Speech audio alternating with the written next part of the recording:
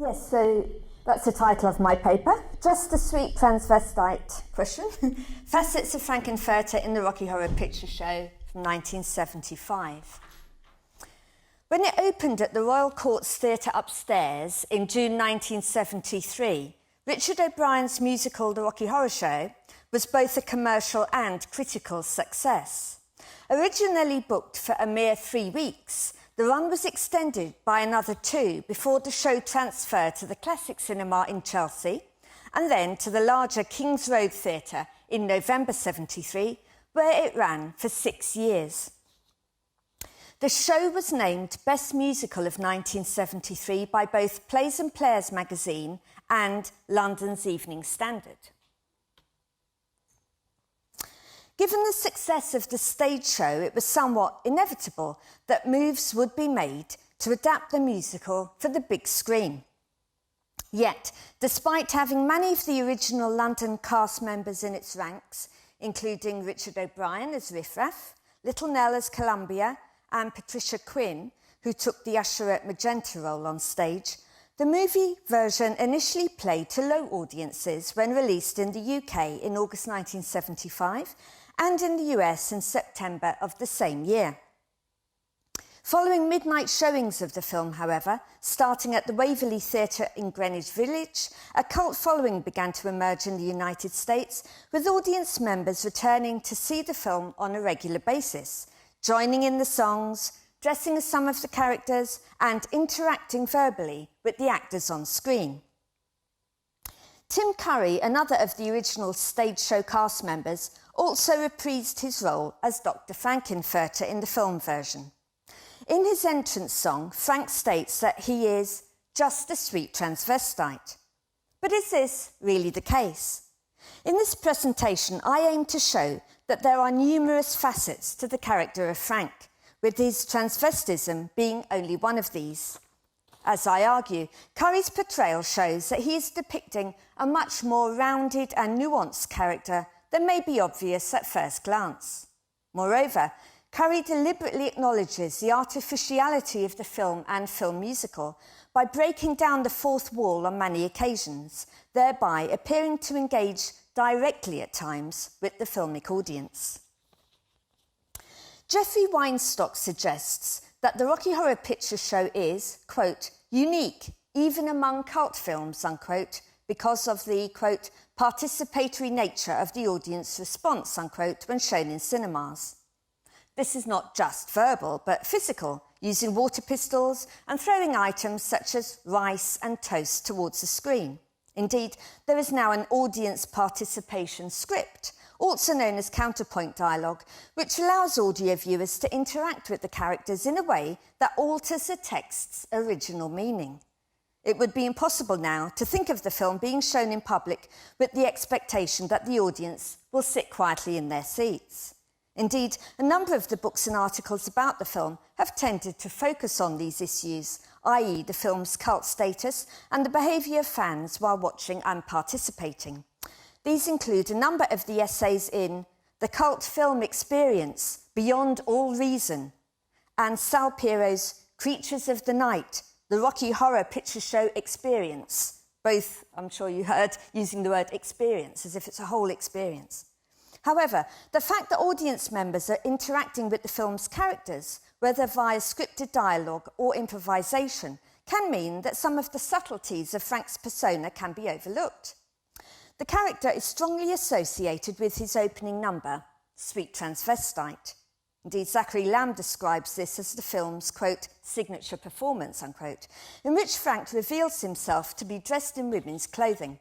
However, the female clothing covering a man's body is not all that is being concealed. There's definitely more to Frank than initially meets the eye. Despite the fact that the film lacks the energy and immediacy of the stage show, it is, in my opinion at least, saved by Curry, not only because of his charismatic and definitive characterisation of Frank-n-Furter, but also as a result of his substantively self-reflexive performance. Whilst the other personnel generally go about their business interacting with one another in this fictional world, Frank also consciously addresses the film's viewers on many occasions. The camera often places us in direct point of view positions with the characters Frank is addressing, but in some instances, Frank also openly responds to the camera itself. Some of these behaviours can be exemplified in his first number. Having thrown off his cape to reveal what he is wearing, Frank states directly to camera that he is just a sweet transvestite. He then struts towards the camera, stroke, film's audience, stroke, Brad and Janet, such that he is in close-up, and after the ironic line to Brad and Janet, "You look like you're both pretty groovy," he grimaces, not to anybody in the diegesis, but to the film's audio viewers. Shortly afterwards, he dismissively discards the water from his cup straight into the camera lens, and his line, "How about that?" with a raised eyebrow, is again directed to the filmic audience. The verse commencing, "Why don't you stay for the night?" and his invitation to come up to the lab from the lift also appear to be addressed directly to the audio viewers. It is only during the final line of the song, but not the symptom, that there is at last a visual clue to the fact that Frank's charm may just be a front, hiding qualities that are far more sinister. I've selected 4 stills from the film, and at this point would like to discuss the characteristics of Frank that I believe they represent. So I'm going to start to your left, upper left. As you will see from the first photo, the charm offensive initially continues when Frank meets his visitors in his laboratory. Approaching Brad and Janet, he puts out his hand to formally welcome them, but looks straight ahead as if also welcoming his filmic audience, before stating sarcastically, "How nice," directly to us. The framing of this shot is very interesting. Frank's creation, Rocky, is yet to be revealed to the world, but his body is in the background, in the glass case, covered with a sheet. The mise-en-scène is such that the sheet appears to give Frank wings and thereby an angelic form. Also, he's now wearing a lab coat which, despite the visible pearl necklace, temporarily masks his transvestism. The illusion thus presented is of Frank as kindly doctor and creator. The second still, so moving clockwise there, shows a very different side to Frank, as this creator of life is shown also to be a destroyer of life. Here we have Frank about to murder Eddie, shown in close-up as he mercilessly chases him with an ice pick. This murderous act gives us the first inkling that there is an evil side to the Doctor. Julian Cornell argues that Eddie represents, quote, excessive masculinity, unquote, as shown via his entry on a motorbike, wearing leather and singing rock and roll.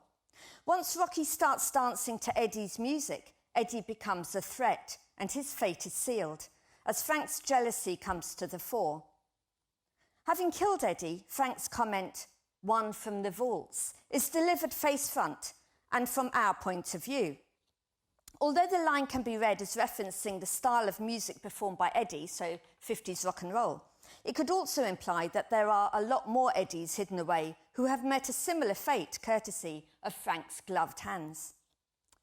The third still, so the one with the stones, shows Frank addressing us after turning a number of the characters temporarily to stone in preparation for the floor show.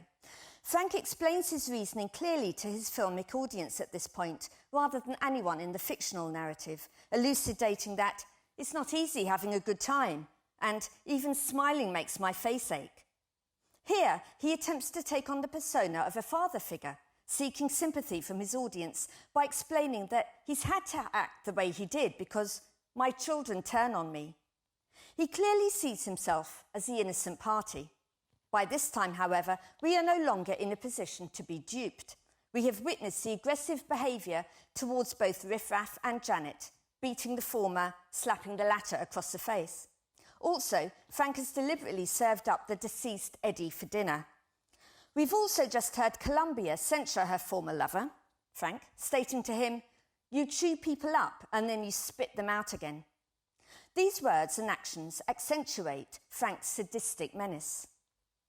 The final still is from the number Rose Tint My World, and it now becomes outwardly evident through song that Frank has been engaging in masquerade in terms of his presentation as well as his outward appearance. The words Frank sings at this point confirm that, far from being just a sweet transvestite, he is a wild and an untamed thing, and a bee with a deadly sting. It's not long before Riff Raff explains to Frank that he will not be returning to Transylvania with him, as his lifestyle is too extreme. Punishment is being administered to Frank, therefore, not because of his sexuality, but because of his amorality. Brett Farmer suggests that the Rocky Horror Picture Show offers, quote, explicit celebrations of transvestism, unquote. However, it could be argued that actually the film offers acceptance and inclusion of, rather than celebration of, sexual otherness. In the opening sequence, we are shown the mouth of Patricia Quinn, as Magenta, lip-syncing to Richard O'Brien's vocals. The symbiosis of these two characters, Magenta and Riff Raff, ingeniously references the siblings' incestuous relationship, while hearing a male vocal emerging from female lips also blurs the gender divide and thus preempts a crucial element of the film's narrative. Frank, meanwhile, is a fully rounded character who happens to be bisexual and a transvestite. And Tim Curry's portrayal of the character offers the audience the opportunity to be accepted and included too, regardless of their sexual orientation. This is because Curry deliberately acknowledges the artificiality of the film musical by showing that he is both within and without the diegesis. Jane Foyer argues that, quote, in its endless reflexivity, the musical can offer only itself, only entertainment as its picture of utopia, unquote. The Rocky Horror Picture Show, and particularly Curry's performance, is certainly entertainment. The musical's utopia is not within the narrative itself, anyone who knows how it ends, but rather in its portrayal of acceptable otherness.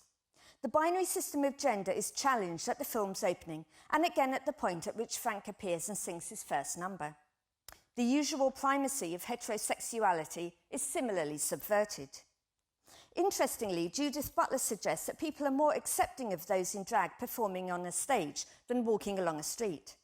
And James Loxley argues that, quote, the kind of performance usually associated with theatre matters. It has effects, it shapes societies, it is the very stuff of our ordinary lives, unquote.